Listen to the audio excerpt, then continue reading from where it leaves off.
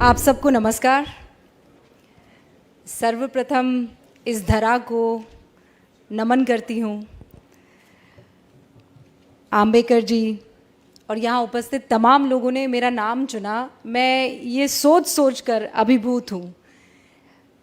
मैं किस्मत वाली हूँ कि आप लोगों के समक्ष हूँ, आप लोगों के सामने हूँ और अपने दिल की बात कह पा रही हूँ। वैसे तो बीच में वो स्क्रीन की छाया होती है, वो पर्दा होता है, आज वो पर्दा भी हट गया है, तो और ज़्यादा प्रसन्न हूँ कि आपकी आंखों में आंखें डालकर सच कह पाऊंगी। मैंने पूछा मुझे क्या कहना है, तो मुझे कहा गया बस कह दो। तो मैंने कहा कोई विषय है, तो कि जो आप चुन लो वो विषय है। तो मैंने चुन लिया वसुधा का कल्याण। मैंने चुन लिया कि इस धरा का कल्याण विषय अगर ये है तो कोई विचारधारा ले आए, चांद ले आए, सूरज ले आए, अगर देश प्रेम सर्वोपरि है तो फिर सब कबूल है, सब चल जाएगा।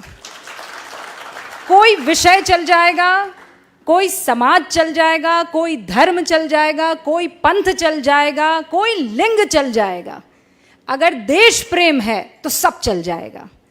और ये मैंने कहीं और नहीं, इसी ज़मीन पर, हिंदुस्तान में, भारत में हर आँखों में देखा है, उसे महसूस किया है, और वही काम मैं स्क्रीन पर भी करने की कोशिश करती हूँ। लोग कहते हैं आप कहते वक्त सोचती नहीं हैं, तो मैं कहती हूँ सोचती हूँ, इसीलिए कह पाती हूँ। और सोचती ये हूँ कि अगर आज मैं रुक गई तो फिर मेरे बच्चे रुक जाएंगे, मेरे बच्चों के बच्चे रुक जाएंगे। तो जो गलत है कह दो, और जो सच है फख्र से कह दो कि ये सच है। और यही मेरी कोशिश भी रहती है। और इतना प्यार, इतना प्रेम मुझे मिलता है कि फिर मुझे पलट कर देखने की ज़रूरत नहीं पड़ती है। और ये आप लोगों का सम्मान है। आज जिस कार्यक्रम में मैं उपस्थित हूँ, मुझे याद है स्कूल में जब छोटी थी, 5वीं कक्षा में रही होंगी, तो हिंदी की मेरी बड़ी स्ट्रिक्ट सी टीचर थी। तो उन्होंने देवऋषि नारद जी के बारे में एक कहानी मुझे सुनाई, बच्चों को सुनाई, और वो कहानी मैं चाहती हूँ कि आपके समक्ष भी रखूँ। तो नारद जी तो आज तो क्या वाईफाई है, क्या 5G है, क्या 4G है, नारद जी ने तो उसका इस्तेमाल बहुत पहले ही कर लिया था। प्लेन व्लेन की ज़रूरत नहीं थी, वो टेलीपोर्ट करते थे, तीनों लोकों में जाकर अपनी बात कहते थे। तो कहानी ये शुरू होती है कि नारद मुनि अपने अंदाज में स्वर्ग लोक में घूम रहे थे, नारायण नारायण कहते हुए। तो अचानक उनको कुछ सूझी, तो उन्होंने भगवान का रुख किया और भगवान से कहा, आपसे एक प्रश्न पूछूं? तो भगवान ने कहा पूछो। ये जानते तो थे कि नारद जी के मुंह से निकल रहा है तो पंगा तो होगा, लेकिन पूछो, उन्होंने कहा। तो उन्होंने कहा, भगवान ये बताइए कि आपका सबसे प्रिय कौन है, आपके हृदय में कौन वास करता है, कौन है जो जिससे आप बेइंतहा प्रेम करते हैं, स्नेह करते हैं। तो भगवान मुस्कुराए और उन्होंने पृथ्वी की ओर देखा, और वहाँ इंसानों का टोला था, इंसानों की बस्ती थी। कोई किसी काम में लगा हुआ था, कोई लकड़ी काट रहा था, कोई खेती कर रहा था, कोई अपने हिसाब का जो उस वक्त काम था वो कर रहा था, कोई महिला खाना बना रही थी। तो प्रभु मुस्कुराए और उन्होंने कहा कि ये मेरे दिल में वास करते हैं, इनसे मुझे बड़ा स्नेह है। तो नारद जी को बड़ा गुस्सा आया। तो उन्होंने कहा कि आप मनुष्य की बात कर रहे हैं? तो प्रभु मुस्कुराए और प्रभु ने कहा, मनुष्य की बात कर रहा हूँ। तो उन्होंने कहा, अरे नारायण नारायण मैं करता फिरता हूँ, ऐसा कोई पल, ऐसा कोई वक्त नहीं गुजरता कि मेरे मुख से नारायण नारायण ना निकले। और आपको प्रसन्न करता है मनुष्य, आपको पसंद आता है मनुष्य, आपका स्नेह मनुष्य से। तो प्रभु फिर मुस्कुराए, उनकी अपनी लीला। उन्होंने कहा कि इस मनुष्य को मैं छोड़ दूंगा, तुम बस ये मेरा जो इम्तिहान है उसे पास कर लो। तो नारद जी ने बोला, ऐसा कौन सा इम्तिहान है कि मैं पास ना कर पाऊं? प्रभु आप कहिए, करना क्या है? तो प्रभु ने देव ऋषि को कटोरा दिया बड़ा सा, और उसे एकदम एज तक दूध में भर दिया। और प्रभु ने कहा कि अब इसे तुम तीनों लोकों में लेकर घूमो, पर ध्यान रहे एक बूंद दूध की नीचे ना गिरने पाए। तो देव ऋषि ने कहा कि अरे ये क्या बड़ी बात हो गई, ये तो मैं चुटकियों में कर दूंगा। तो उन्होंने कहा फिर मिलते हैं। और नारद मुनि जी कटोरा थामे, दूध से भरा लबालब, तीनों लोकों का भ्रमण करके आ गए। प्रभु के सामने पहुंचे, प्रभु मुस्कुराए, कहा लौट आए? तो नारद जी ने तानी हुई भुओं के साथ कहा, प्रभु लौट आया, एक भी बूंद ना गिरी? तो उन्होंने कहा ना, एक भी बूंद किसी लोक में ना गिरी। कहा ये तो बहुत ही गजब हो गया, इस बीच तुम मेरा नाम लेना कैसे भूल गए? तो उन्होंने माथा पकड़ा, उन्होंने कहा प्रभु ये तो बड़ी गलती हो गई, मैं सोच रहा था कि दूध ना गिरने पाए, मेरा तो सारा ध्यान दूध के कटोरे पर था, नारायण तो मुख से निकला नहीं। तो प्रभु फिर मुस्कुराए और प्रभु ने कहा इसीलिए मुझे मनुष्य पसंद है। वो जिंदगी की हर तकलीफ से जूझता रहता है, वो हर मुश्किल से हर रोज गुजरता है, उसकी जिंदगी के कटोरे में परेशानियों का दूध लबालब है, लेकिन फिर भी वो मेरा नाम लेना नहीं भूलता है।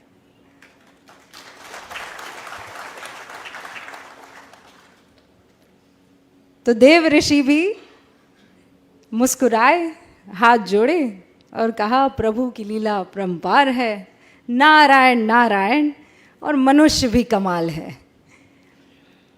तो आज जब मैं दिल्ली से यहाँ का सफ़र कर रही थी, तो एक बार फिर से देव ऋषि नारद मुनि मेरी आंखों के सामने थे, मेरा बचपन मेरे सामने था, और वो बुज़ुर्ग हिंदी की टीचर जो इसी अंदाज में कहानी कह रही थी, और मुझे लगता है इससे बेहतर कह रही थी वो, और मैं टकटकी लगाए उन्हें सुन रही थी और ये जानने की कोशिश कर रही थी कि कौन बेहतर होगा, मनुष्य कि देव ऋषि नारद मुनि।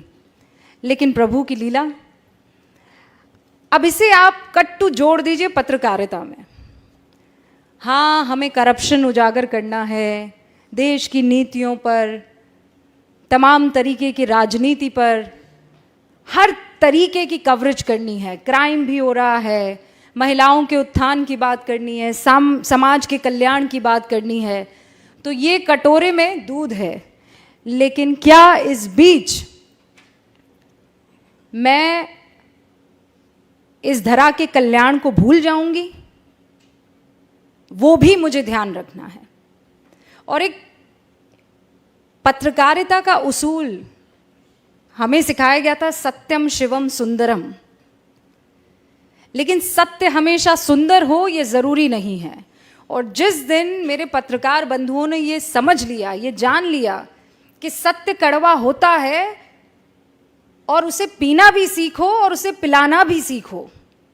कई बार ये दुखी कर सकता है, लेकिन अगर सत्य को अपनाएंगे नहीं तो फिर आगे बढ़ नहीं पाएंगे। वो कहते हैं या तो आप इस तरफ आ जाती हैं या इस तरफ आ जाती हैं, कोई ग्रे एरिया भी छोड़ दीजिए। लेकिन जब आप धरा की बात करते हैं तो वहाँ कोई ग्रे एरिया छूटता नहीं है, फिर तो सच होता है या झूठ होता है। और हर बार आज के दौर में मैं ये महसूस करती हूँ, क्योंकि आप सभी लोग सोशल मीडिया पर होंगे, आप कुछ लिख दीजिए, आपके ऊपर बौछार होने लगती है। प्यार कम होता है, नफ़रत की बौछार ज़्यादा होती है। तो क्या वो आपको कुछ कहने से रोक देगा? ये आपको तय करना है। क्या उन गालियों से आप सत्य सामने रखना छोड़ देंगे? ये आपको तय करना है। और मैं हमेशा अक्सर जहाँ जाती हूँ ये कहती हूँ कि मैं आइसक्रीम नहीं हूँ कि जिसे देखकर, जिसे सुनकर हर कोई खुश हो जाए। मैं एक पत्रकार हूँ और पत्रकारिता में दो पक्ष ही होते हैं। अक्सर ये सिखाया जाता है कि पत्रकारिता में आपको अनबायस्ड होना चाहिए। बहुत लोग मेरी बातों से इत्तेफाक नहीं रखेंगे, लेकिन मुझे ये कहना आप लोगों के सामने ज़रूरी है। जब देश की बात आएगी, वतन की बात आएगी, तो इसमें अनबायस्ड कोई कैसे हो सकता है? एक आतंकवादी दनादन गोलियां चला रहा है, आप निष्पक्ष हो जाएंगे?